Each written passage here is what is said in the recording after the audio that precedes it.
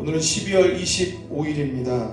예수님께서 이 땅에 오셔서 우리를 위하여서 육신의 몸을 입고 오신 날입니다. 성탄 감사 예배에 오신 사랑하는 성도 여러분, 또 각 가정에서 함께 예배드리는 사랑하는 성도 여러분들 주님의 이름으로 환영하며, 오늘도 살아서 역사하신 하나님께 신령과 진정으로 또 감사와 찬양으로 영광을 올려드리시겠습니다.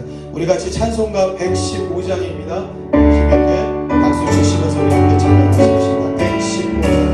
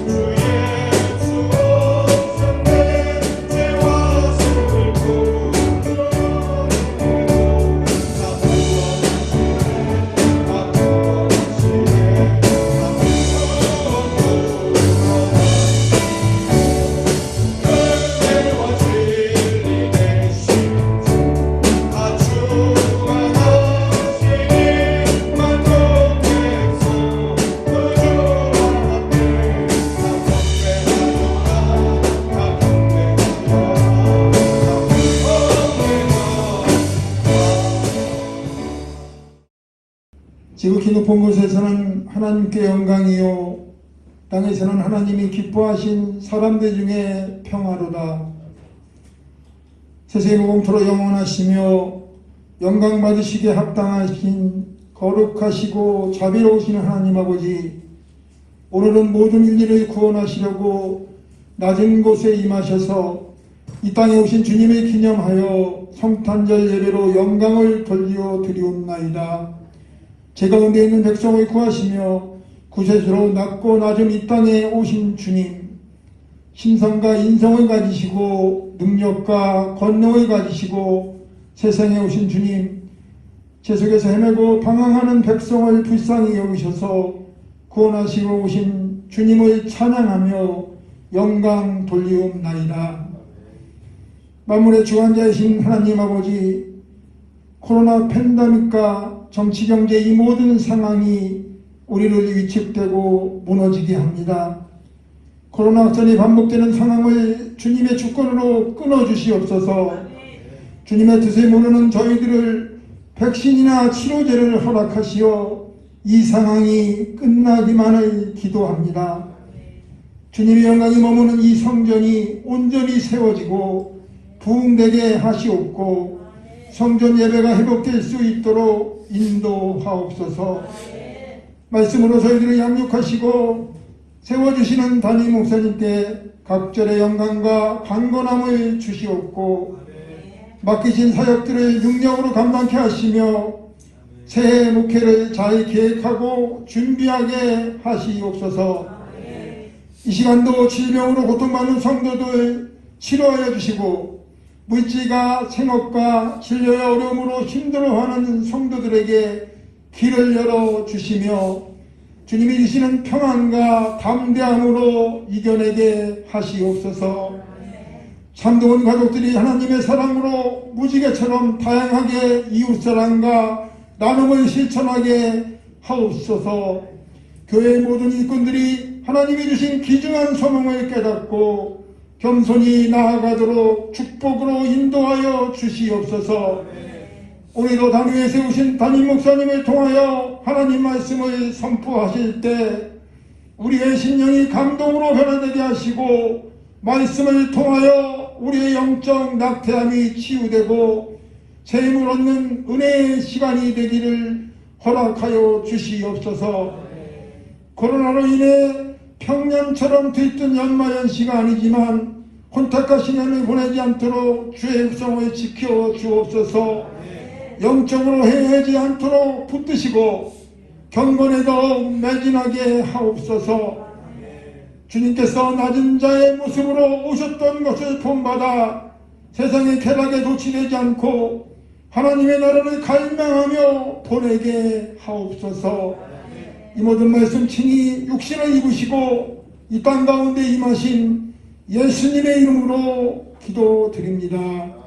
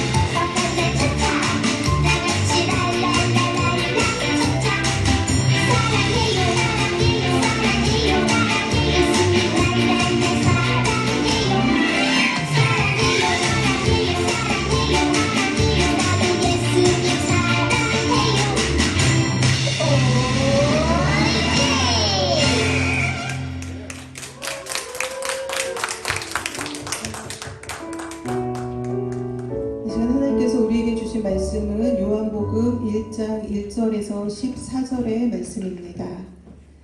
태초에 말씀이 계시니라. 이 말씀이 하나님과 함께 계셨으니 이 말씀은 곧 하나님이시니라. 그가 태초에 하나님과 함께 계셨고 만물이 그로 말미암아 지은 바 되었으니 지은 것이 하나도 그가 없이는 된 것이 없느니라.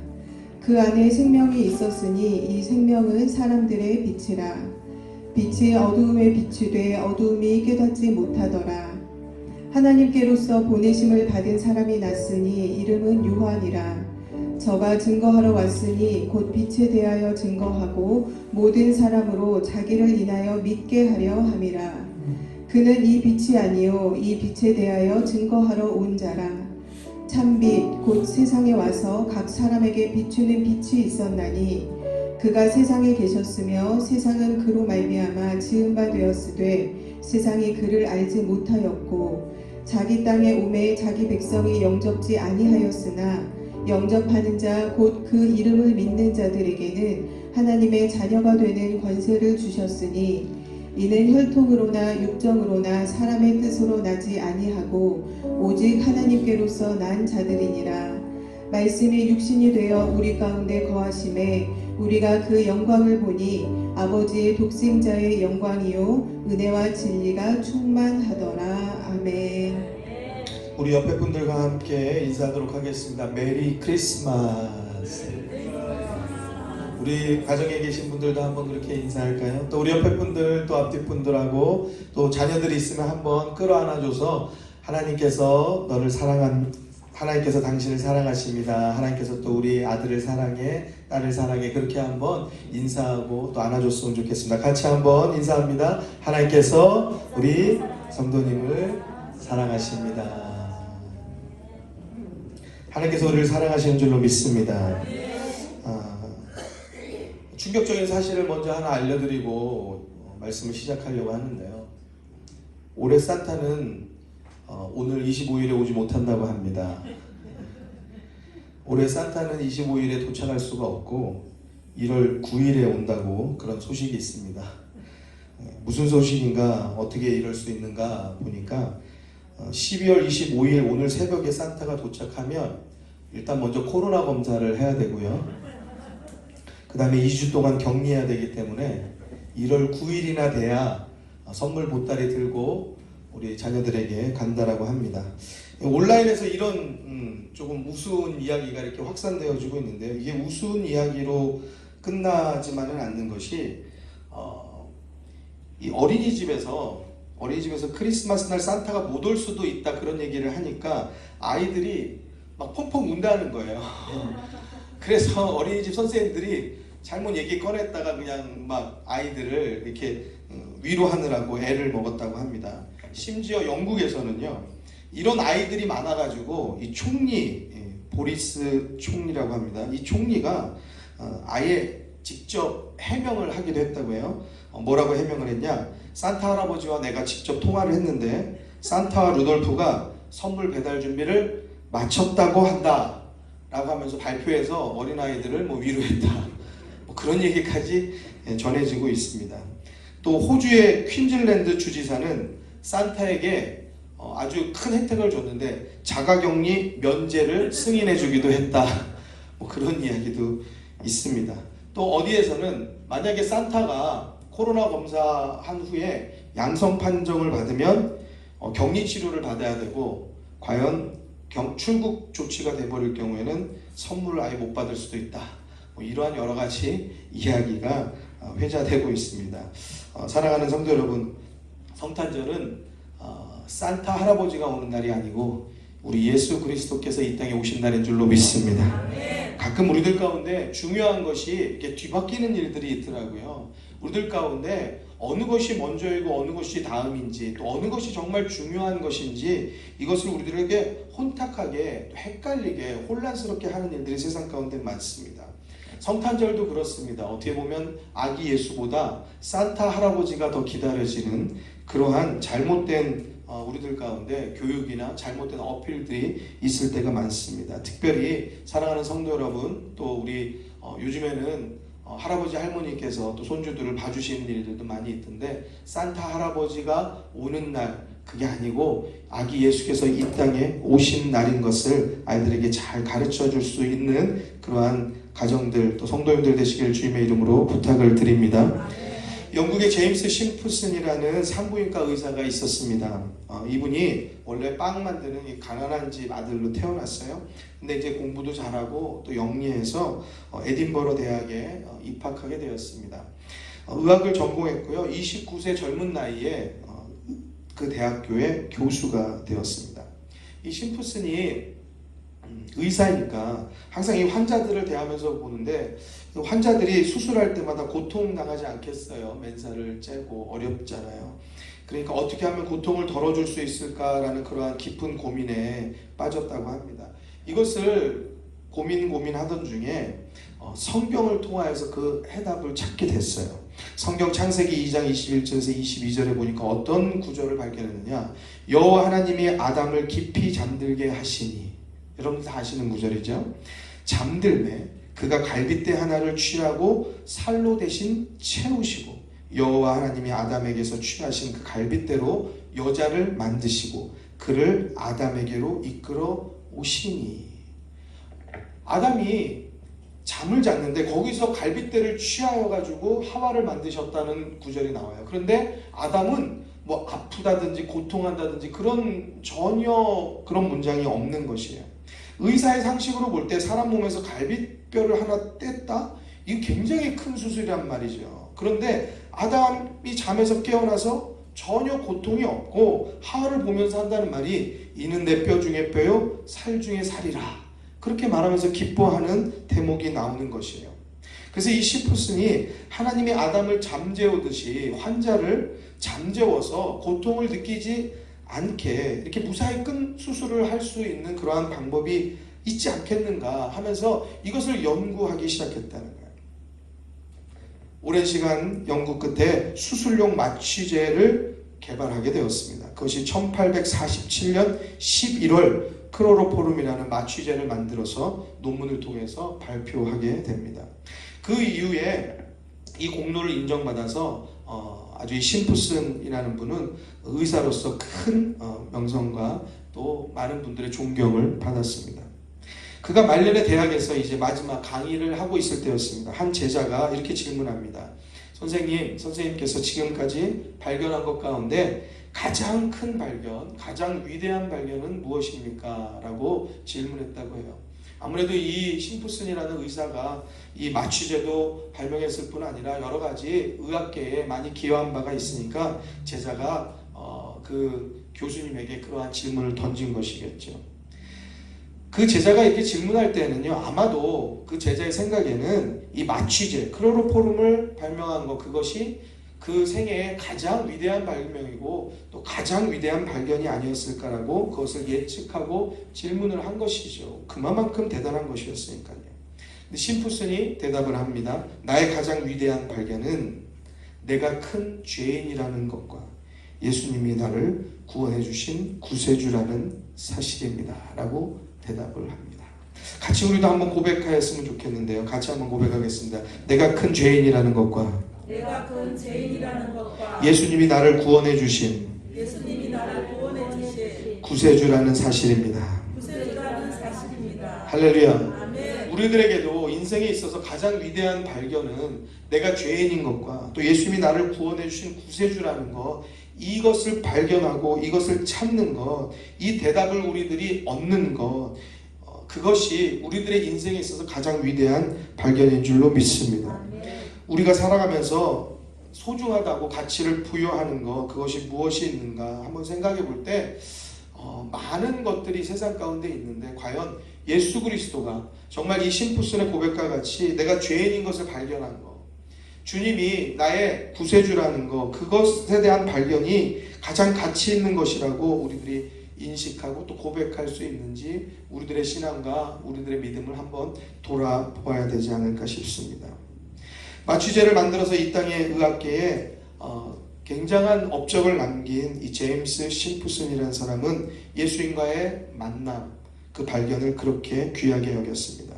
왜냐하면 예수님은 죄악된 우리의 인생에 빛으로 오셨기 때문에 그렇습니다. 우리는 죽을 수밖에 없고 우리는 사망과 또 멸망의 길을 갈 수밖에 없는데 그러한 죄인에게 소망의 빛을 주셨기 때문입니다. 오늘 그 예수 그리스도께서 탄생하신 것입니다. 그리고 2000년 전에 오신 그 예수 그리스도를 만난 사람은 제임스 심프슨뿐만 아니라 시대와 나라를 넘어서 지금 오늘 이곳에 이르기까지, 저와 여러분들에 이르기까지 많은 사람들이 예수 그리스도를 만났습니다. 곧 빛이 비추어진 것입니다. 우리가 읽으신 본문 말씀이 그 이야기를 아주 상세하게 해주고 있습니다. 태초에 말씀이 계셨다고 하고 또 말씀이 하나님과 함께 계셨다고 합니다. 이 말씀이 곧 하나님이라고 증거하고 있습니다. 또한 이 빛이 이 땅 가운데 오셨다라고 성경이 말하고 있습니다. 그는 저가 증거하러 왔으니 곧 빛에 대하여 증거하고 모든 사람으로 자기를 인하여 믿게 하려 함이라. 이 요한에 대해서 먼저 말씀하고 있고요. 요한이 이 빛에 대해서 증거하러 먼저 왔다는 거예요. 그렇지만 그 요한은 빛이 아니다. 8절에 그는 이 빛이 아니요 이 빛에 대하여 증거하러 온 자라 말씀하는 거죠. 자, 9절 말씀 가운데 명확하게 이제 설명하고 있습니다. 참빛, 곧 세상에 와서 각 사람에게 비추는 빛이 있었나니 그가 세상에 계셨으며 세상은 그로 말미암아 지은 바 되었으되 세상이 그를 알지 못하였고 자기 땅에 오매 자기 백성이 영접지 아니하였으나 영접하는 자, 우리 같이 12절을 함께 한 목소리로 우리 화면을 통해서 한번 읽겠습니다. 영접하는 자, 곧 그 이름을 믿는 자들에게는 하나님의 자녀가 되는 권세를 주셨으니 13절 이는 혈통으로나 육정으로나 사람의 뜻으로 나지 아니하고 오직 하나님께로서 난 자들이니라. 14절 말씀이 육신이 되어 우리 가운데 거하심에 우리가 그 영광을 보니 아버지의 독생자의 영광이요 은혜와 진리가 충만하더라. 할렐루야. 영접하는 자 곧 그 이름을 믿는 자들에게는 하나님의 자녀가 되는 권세를 주셨다고 하였습니다. 이 어둠 가운데 사망과 멸망밖에 없는 이 세상 가운데 빛으로 오신 예수 그리스도께서 우리의 죄를 다 사하시고 소망을 주시고 생명을 주신 줄로 믿습니다. 그리고 영접하는 모든 자들에게 하나님의 자녀가 되는 은혜와 권세를 주셨습니다. 우리들이 생각하는 우리들의 상식이나 우리들의 어떠한 지식으로 해석하는 혈통이 아닌데 또는 육정이 아닌데 그런 고민 하나 하지 않으셔도 괜찮습니다. 분명히 하나님의 말씀은 약속하기를 혈통으로도 육정으로도 사람의 뜻으로 난 것도 아니고 오직 하나님께로서 난 자들이다 라고 말씀하고 있어요. 우리 모두가 다 하나님께로서 난 하나님의 자녀 삼아 주신 줄로 믿으시기 바랍니다.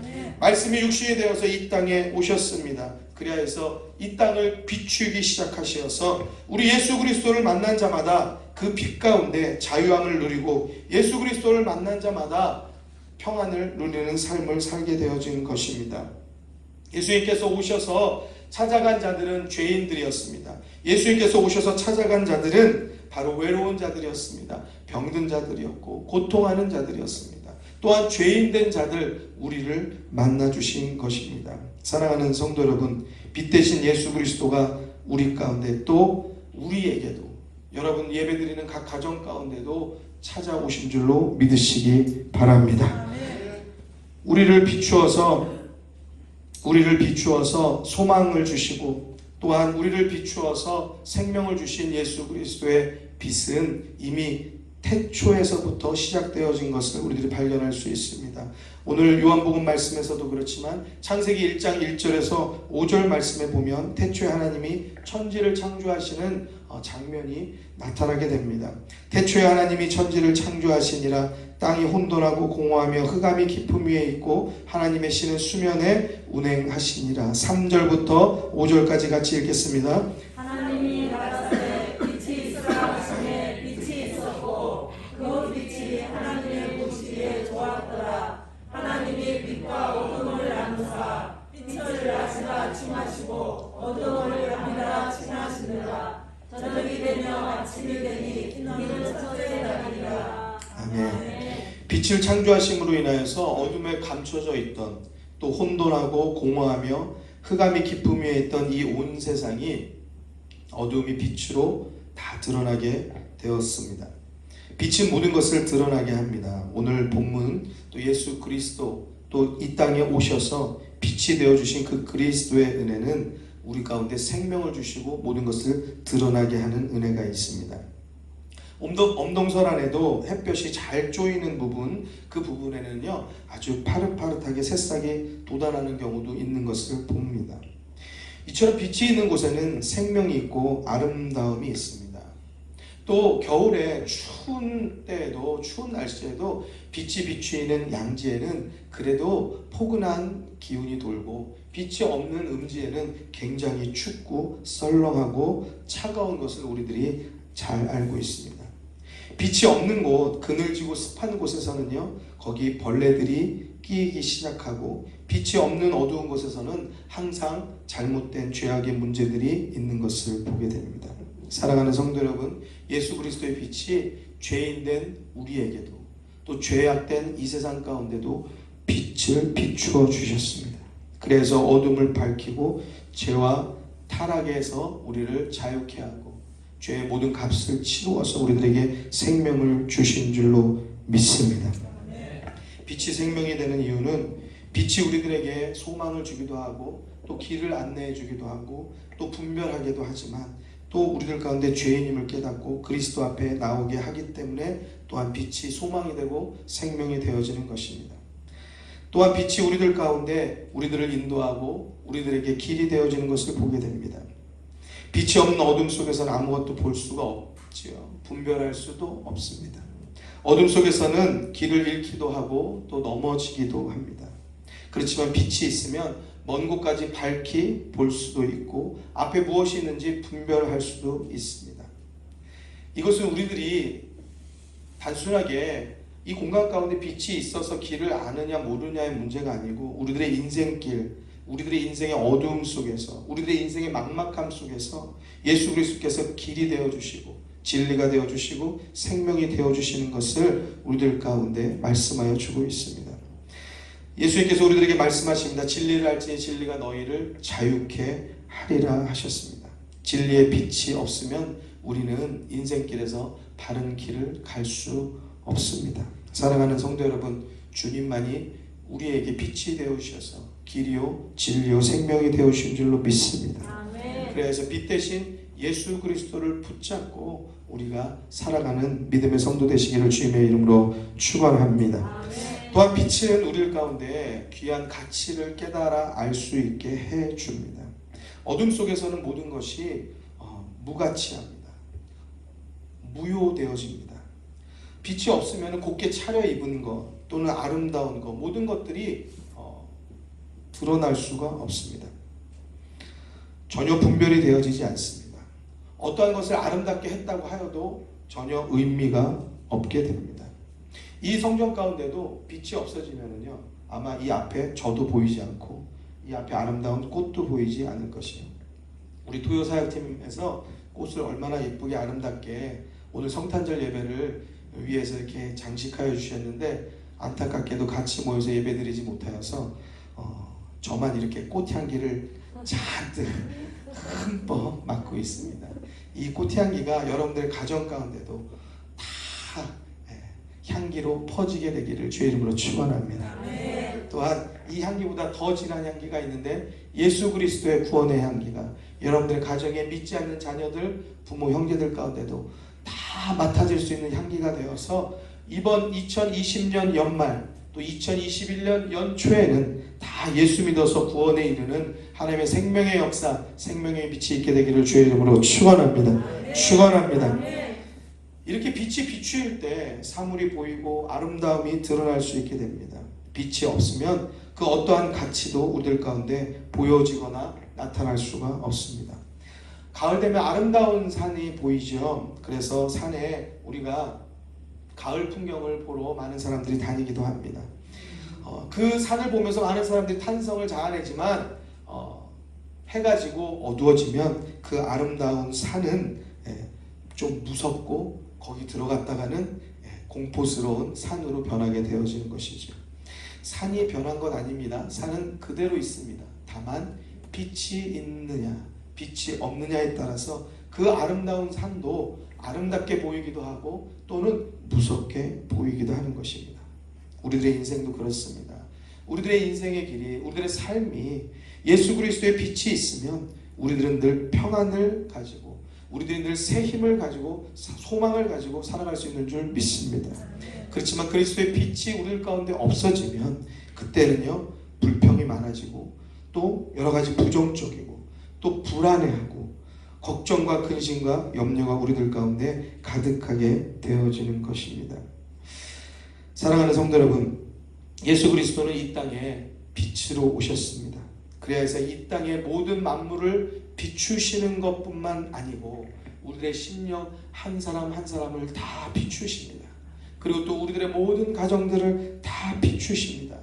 그래서 그 빛을 발견한 사람들은 그 진정한 빛 예수 그리스도의 가치를 깨닫고 그 예수 그리스도의 말씀을 따라서 살아갈 때 가치 있는 인생으로 바뀌어지고 또 빛으로 인도함을 받는 인생으로 바뀌어지게 되는 줄로 믿습니다. 그래서 그 빛을 따라 살아가야 합니다. 그 예수 그리스도의 빛을 따라 살아갈 때 우리들 가운데 기쁨이 임하고 새 힘이 임하고 평안이 임하는 것입니다. 마태복음 5장 14절에서 16절 말씀 가운데 우리들에게 주신 예수 그리스도의 말씀이 있습니다. 너희는 세상의 빛이라. 산 위에 있는 동네가 숨기우지 못할 것이요 사람이 등불을 켜서 말 아래 두지 아니하고 등경 위에 두나니 이러므로 집안 모든 사람에게 빛이 되니라. 16절 같이 읽겠습니다. 이같이 너희 빛을 사람 앞에 비치게 하여 저희로 너희 착한 짓을 보고 하늘에 계신 너희 아버지께 영광을 돌리게 하라. 할렐루야. 아멘. 태초에 하나님께서 이 땅을 이 온 천지를 창조하시면서 하나님께서 말씀으로 이 땅을 창조하십니다. 빛이 있으라.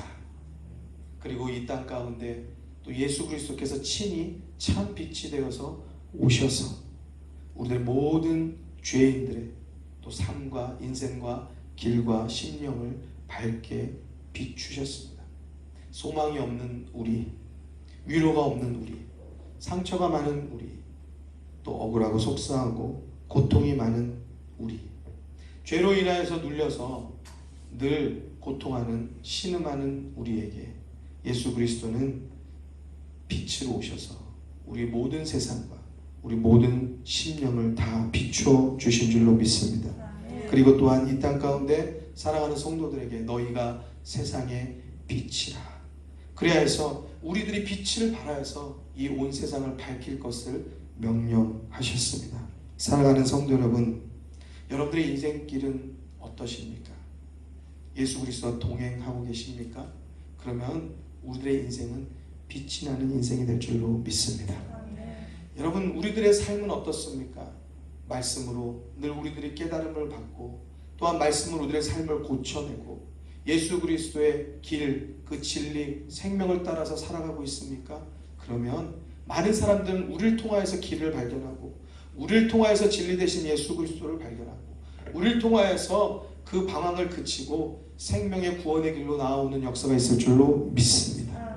그런데 혹여나라도 우리들이 예수 그리스도를 아는 믿음의 성도임에도 불구하고 너무 외롭고 너무 쓸쓸하고 너무 속상하고 너무 마음 아프고 너무 어려운 인생길을 가고 있는 분 계십니까? 나는 왜 그럴까 이렇게 고민하는 분 계십니까? 여러분, 그 고통과 그 어려움은요, 모든 사람들이 다 짊어지고 살아가고 있어요. 중요한 것은 우리들이 예수 그리스도를 붙잡고 빛 대신 예수 그리스도와 동행할 때에 그 모든 것을 뛰어넘고 이길 수 있는 힘이 우리들에게 주어지는 것을 믿으시기 바랍니다. 우리들이 믿는 성도임에도 불구하고 외롭고 쓸쓸하고 이러한 고통 가운데 눌리는 것은 우리들이 그만큼 주님을 신뢰하지 못하고 주님을 붙잡지 못하고 또 금방 주님 붙잡고 기도하는 삶을 사는 것 같지만 다시 또 어느새 저만치 떠밀려가 있고 저만치 또 예수 그리스도와 상관없는 삶을 살고 저만치 또 세상 근심 걱정에 그저 눌려가지고 살고 살아가는 모습들에 우리들이 나타나게 되는 것입니다. 사랑하는 성도 여러분, 이제 그러한 모든 것들을 다 뒤로 하고 주님을 붙잡는 성도 되기를 주의 이름으로 축원합니다. 한 줄기 빛이 없는 것 같은 어두움, 마음이 춥고 서럽고 힘들고 어려운 일 우리들 가운데도 있지만 인생길은 누구나 다 외로운 것입니다. 그 외로운 인생길에 오늘 예수 그리스도께서 빛으로 오셨습니다. 내 얘기 들어주시겠다고, 내 인생길의 친구가 되어주시겠다고, 내 어려움을 다 안다고 나를 끌어안아 주시려고, 또 나에게 새 힘을 주시려고, 또 어린아이들에게 마저 내게 오라고 내가 안아주겠다고 이 땅에 오셨습니다. 또한 잠시 잠깐 있는 것이 아니라 늘 함께 해주시겠다고 임마누엘의 예수 그리스도로 이 땅에 오신 것입니다. 사랑하는 성도 여러분, 마태복음의 명령의 말씀과 같이 우리들도 예수 그리스도의 명령을 받아서 이 땅을 비추는, 여러분들의 사무실을 비추고 가정을 비추는, 여러분들의 교실과 여러분들 이 세상을 밝히 비추는 그리스도의 밝은 빛이 되어야 할 줄로 믿습니다. 믿습니다. 우리 같이 한번 찬양하실 텐데요.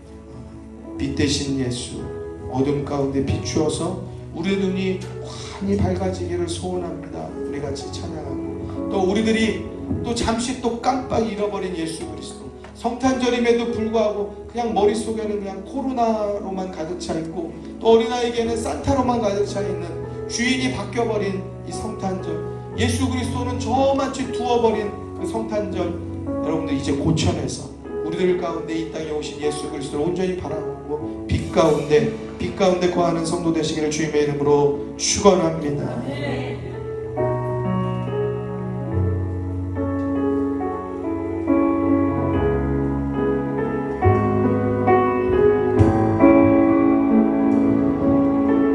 빛 대신 주 거룩나